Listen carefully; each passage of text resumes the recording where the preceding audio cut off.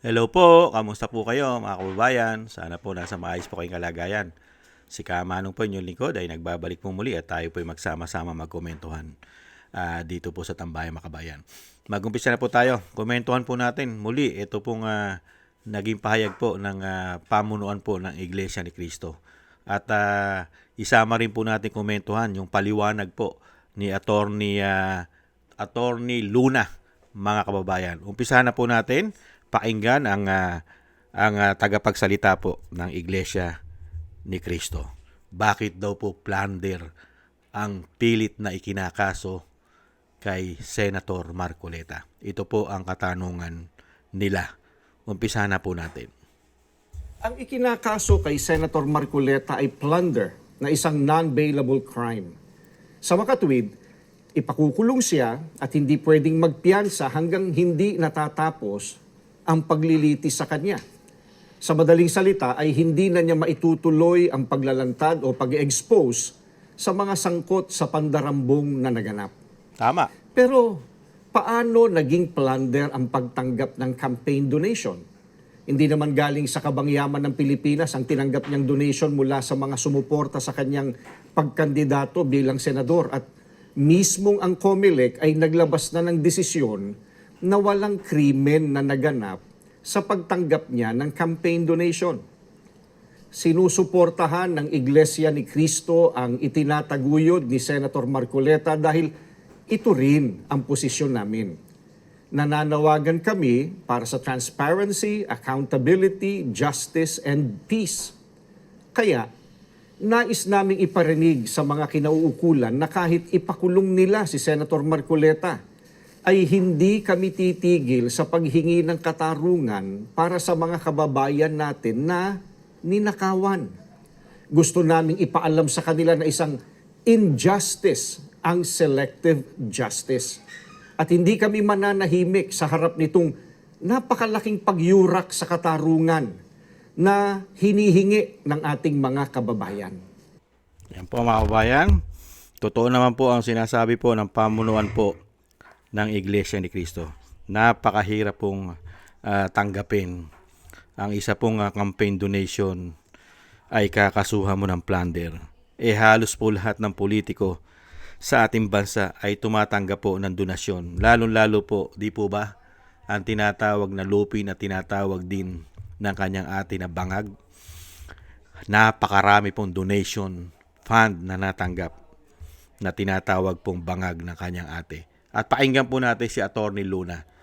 At siya po'y nagtataka sa ginagawa po ng ombudsman sa pangunguna po ni Boying. Ito po'y isang history, mga kababayan. Pakinggan po natin sila. At panoorin. Galing kay EDSA? Galing po kayo sa EDSA? Bilang veterano sa paghahain po ng kaso, mga corruption charges, ano po masasabi niyo po dito sa posibleng kasong kakaharapin ni Senador Rodante Marcoleta? Alam mo, sa 29 years kong bilang election counsel and appellate litigant, ngayon ko lang narinig na merong ganyang klaseng kaso. I have reviewed jurisprudence on that. Not a single case was ever decided by the Supreme Court wherein ang election campaign contributions ay kinonsider na covered ng plunder law, which is Republic Act number 7080. If you read section 1D ng Republic Act 7080 or ang plunder law, hindi po covered. Wala ni isang elemento na or sitwasyon na pwedeng gamitin para saklawin or i-cover itong election campaign contributions. So napakalaking kalokohan ito, and no less than the Ombudsman Office of the Ombudsman has admitted na first time ito. The more they should not file this because it is of doubtful validity or legality. Kwan yan, tsamba-tsamba yan or guesswork which will violate the right of due process of Senator Rodante Marcoleta besides constituting selective persecution or justice. Bilang veterano sa Grabe na mga tambay, talagang lumalabas po ayon po sa mga eksperto, lalong-lalo po sa plunder katulad po niyan, donation. Donation po yan mga kababayan, pero inilagay po nila sa plunder. Pagka po paniniwalaan po natin ang mga expert, lalong-lalo po sa mga ganyang batas, talagang lumalabas po ang ginagawa po ng gobyerno at dito po sa ombudsman na tinalaga ng pamahalaan. At sino po ang naglagay dyan sa ombudsman? Hindi po ba yung tinatawag na bangag ng kanyang ate? Lumalabas po, pagka hindi ka nila kakampi, kalabang kanila. Pag hindi ka nila napapasunod, delikado ka. Hindi po ba? Ganyan po ang nakikita natin at nakikita ng taong bayan. Pag hindi ka nila kakampi at hindi ka sumusunod sa gusto nila, delikado ka. Kahit anong kaso. Kahit yung sinasabing bend the law, break the law o breaking the law, ay kaya nilang gawin. At kaya nilang lahat gawin. Kahit nga po donation ay pwede nilang gawing plunderer. Ganyan po katindi. Kaya nga po pati pamunuan ng Iglesia ni Cristo ay nagtataka. Bakit plunder ang ikinaso?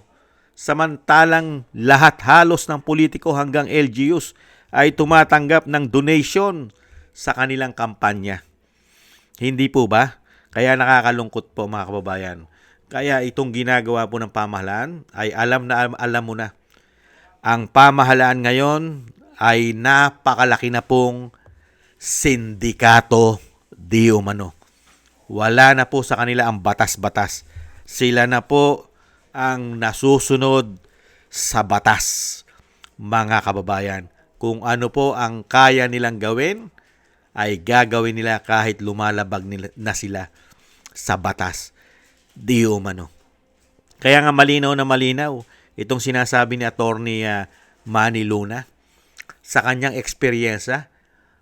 Humigit kumulang na 19 years o 20 years siya sa kanyang propesyon. Ngayon lang nangyari ito sa ating bansa. Kasaysayan ng mga donation. Ang donation ay isang plunderer o isang plunder case na ngayon. Dahil nga po mga kababayan, kailangan po kasi nilang patahimikin si Senator Marcoleta. Wala po kasi silang makitang korupsyon. Wala kasi silang makitang korupsyon kay Senator Marcoleta. Hindi po nila pwedeng kasuhan ng flood control, scandal, dahil wala siya niyan. Hindi rin makasuhan si Senator Marcoleta na meron siyang malalaking allocables, mga insertion, at tumanggap siya ng maleta. Wala eh. Kaya dito lang po nila pinilit ng gusto, pilit na pilit. Gamit pa po ang kapangyarihan ng ombudsman. Grabe.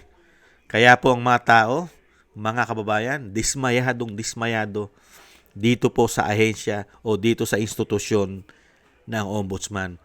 Bakit nagkaganyan ang ating gobyerno? Dahil naglagay ka kasi ng politiko. Politiko kasi ang nasa ombudsman, di umano. Pamilya politiko. At halos lahat ng pamilya niya ay nasa gobyerno. First time na nangyari po yan na ang isa ring ombudsman ay politiko. Halos lahat po na nagiging ombudsman ay nanggagaling po sa Korte Suprema. Hindi po siya politiko.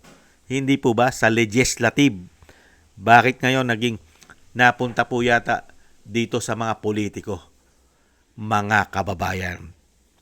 Yan po mga kababayan ang malinaw na malaking katanungan po ng pamunuan ng Iglesia ni Cristo na bakit plunder ang ikinaso at kahit daw ipakulong itong si Senator Marcoleta ay hindi naman po mananahimik at hindi tatahimik ang pamunuan ng Iglesia ni Cristo na ang ipinaglalaban po nila ay para sa katarungan ng malawakang korupsyon na ginawa sa ating bansa. At ganoon din po ang layunin natin na mapanagot talaga ang mga tunay na mga magnanakaw sa ating bansa.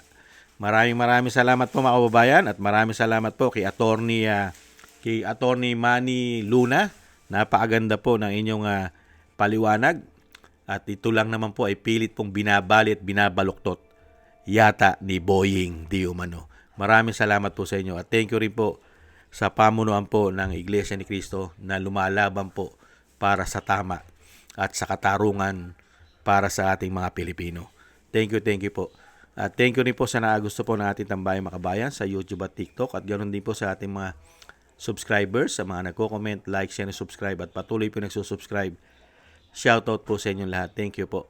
At thank you rin po sa mga nagbibigay po ng tulong at biyaya. Shoutout po kay Eric Hersho from Canada, Jem Aris from United Arab Emirates, Baby Roman, at Ate Isa from Cagayan Valley, Ani Jo, kay Tatay Nick from Toronto, Canada, Jesus Valdepena, Rolando Guerrero, Mila Yi, Felipe Shapno from Texas, USA, Ma'am LB Sermani from North Miami, Florida, USA, Mika Ligaspi, Frank Zamora from California, USA, at Romulo de Vinagracia from Bacolod City, Kingston from Hong Kong, Jake Yahut from California, USA, Gina Ray from Berlin, Germany, Julieta Celona from Sydney, Australia.